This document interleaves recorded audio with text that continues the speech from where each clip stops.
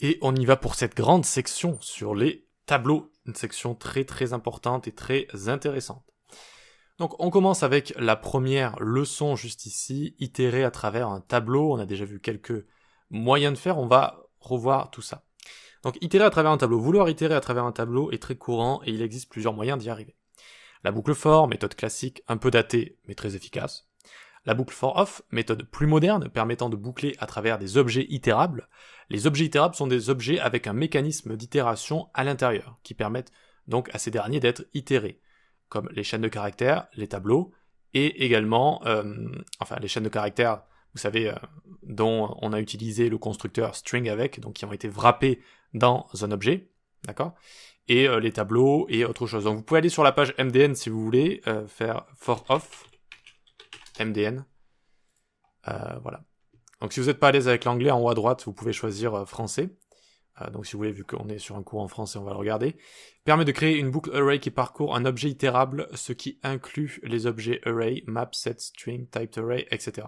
Bon, il y en a quelques-uns qu'on n'a pas vu. Là, on va faire toute une section sur array, donc tout ce qui est tableau. String, c'est le constructeur qui sert à créer des objets qui entourent nos valeurs primitives. Vous savez, chaîne de caractères, quand on veut utiliser une méthode dessus. Et voilà. Donc ce sont des objets spéciaux, on fera une vidéo dessus, qui inclut un mécanisme d'itération. Pas comme les objets classiques, dans lesquels on itère avec for in, comme ça. Sur des propriétés énumérables, on dit, quand on n'a pas ce système, ce mécanisme d'itération. Voilà. Ok, très bien pour ça, pour l'instant, c'est bon. For off, les méthodes des tableaux, for each, map, etc. Donc toutes les méthodes qu'on va découvrir dans cette section. D'accord ? Très bien, donc vous verrez souvent certaines personnes dire que les boucles sont plus performantes que for each, c'est vrai, mais seulement, c'est une différence seulement notable quand on effectue des milliers d'opérations, ce qui est rarement le cas, mais pas impossible. Voilà. Donc, certaines personnes aiment bien faire des débats là où il n'y a pas lieu d'être. Par exemple, dès que vous allez utiliser for each, il y a toujours une personne qui va vous dire « Mais alors for each, c'est pas très performant. » C'est pas vrai. L'écrasante majorité du temps, c'est parfaitement performant, et ça apporte son lot d'efficacité car on a accès à des paramètres spéciaux, etc., que je vais vous montrer juste après, et ça s'adapte très bien à un flow comme ça, avec des frameworks JS ou quoi que ce soit. C'est très agréable de coder avec des for each. Donc il y a certains cas, hein, si vous faites des grosses animations de canvas ou quoi que ce soit, où c'est mieux d'utiliser des boucles, bien sûr, mais sinon ça veut pas dire que tout le temps il faut utiliser des boucles et jamais for each. Enfin, c'est une des méthodes les plus utilisées de JavaScript. Ok, ceci étant dit, bien on va voir ces trois façons de faire avec la boucle for. On a déjà vu ça, mais on le répète. Donc for let i égale 0, je démarre à 0 pour correspondre au premier indice. I inférieur à animals.length, d'accord, donc strictement inférieur, i++. Pourquoi je dis strictement inférieur juste ici? Alors, animals.length, i++, unexpected token, juste ici, let i égale 0, i inférieur à animals.length, et évidemment, on n'oublie pas le petit i juste ici. Donc en fait, on démarre à l'indice 0, et strictement inférieur à length. Qu'est-ce que ça veut dire? Ça veut dire que ça va s'arrêter à 4, vu que là j'ai une longueur de 1, 2, 3, 4, 5, et que c'est strictement inférieur à 5, eh bien, i, à la dernière itération, ce sera 4, d'accord? Ça va pas aller au-dessus. Donc de 0 à 4, 0, 1, 2, 3, 4, ça fait bien 5 itérations à travers mon tableau. Et donc, à partir de là, comment on retrouve la valeur de l'élément d'un tableau? Eh bien, on fait log, par exemple, animals de i. Animals de i, donc bracket notation de notre tableau avec i à chaque fois. Et hop, on dit qu'on a bouclé à travers le tableau, on a itéré à travers notre tableau. Voilà donc une première façon de faire avec la boucle for. On peut faire la même chose avec une syntaxe donc plus courte, concise, avec for off, donc, sur array qui est un objet itérable. Donc je viens ici faire log animal. Voilà, c'est un petit peu plus simple que d'utiliser l'index, etc. Voilà, c'est un petit peu plus simple. Ok, très bien. Donc une fois qu'on a vu ça, on peut le mettre en commentaire. Et on va voir for each. Donc for each, ça fait partie des méthodes du prototype des tableaux. Qu'est-ce que c'est que le prototype? On va loguer animals juste ici. Donc on va pas rentrer dans les détails absolus, mais quand vous ouvrez votre tableau, vous avez une propriété spéciale ici, qui est le prototype. Donc j'ouvre le prototype, et là j'ai plein de méthodes très très pratiques.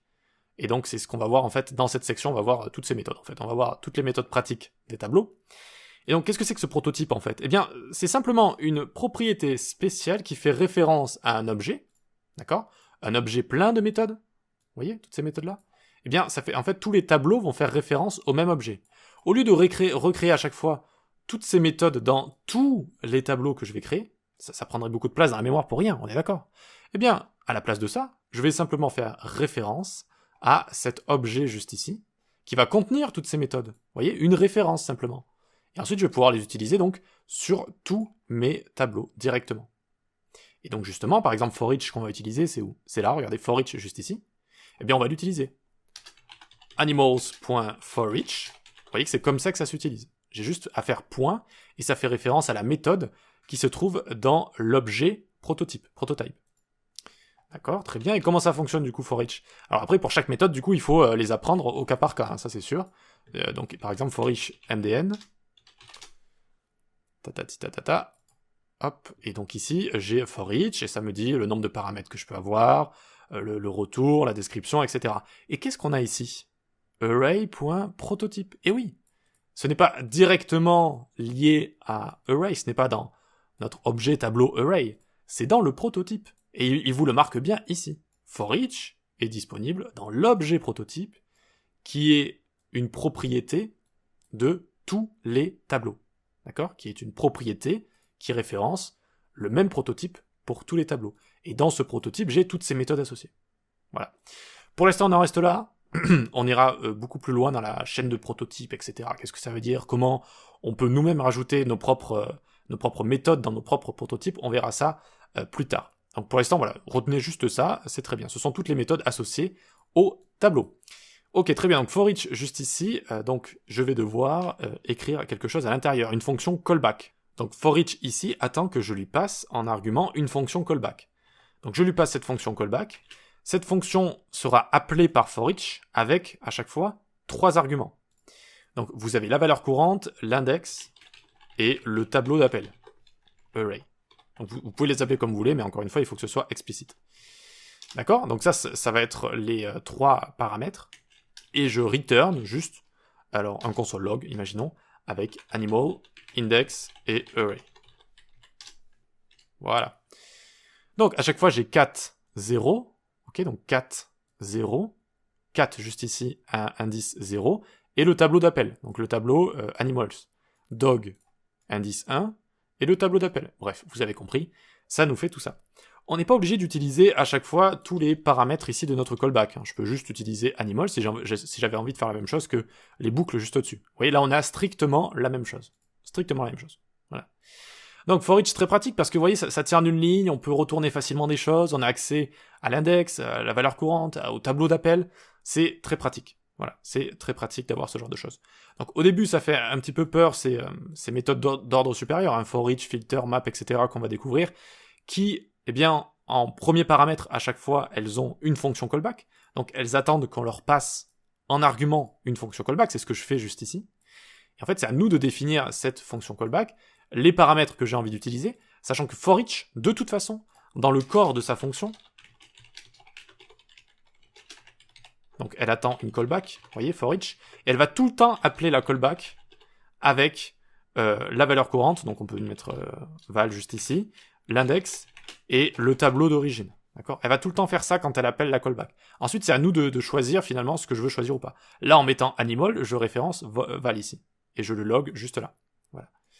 Donc si vous voulez, dans for each, on va avoir ceci par exemple. Enfin, vous voyez, on va avoir une boucle. Pour imager, hein, c'est pas exactement ça qui se passe ici, mais pour la compréhension, grosso modo, c'est quelque chose comme ça qui va se passer. Voilà, parfait, magnifique. Donc, on va avoir val ici, ça va être, du coup, animal de i, du coup. Donc, animal de i, que je lui passe. Ensuite, index, ce serait i, comme ceci. Et array, ce serait animal. Et donc, ici, ce qu'on pourrait faire avec for each, alors du coup, vu qu'on l'appelle comme ça, comment je pourrais vous montrer ça, moi? On pourrait avoir un animals, parce que c'est à partir du prototype, alors ça va être dur de vous expliquer ça, mais bon. Allez, imaginons que je passe ar juste ici, donc je passe à la fois la callback et à la fois ar, et du coup, eh bien, ce sera ar comme ça, voilà.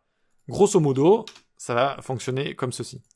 Donc à chaque fois, en fait, ça va appeler callback, c'est-à-dire la callback que je lui passe, avec trois choses. Avec la valeur courante qui est ce sont les différents éléments de notre tableau à chaque fois, une valeur, l'autre, les différents index, 0, 1, 2, 3, 4, etc. Et le tableau d'appel.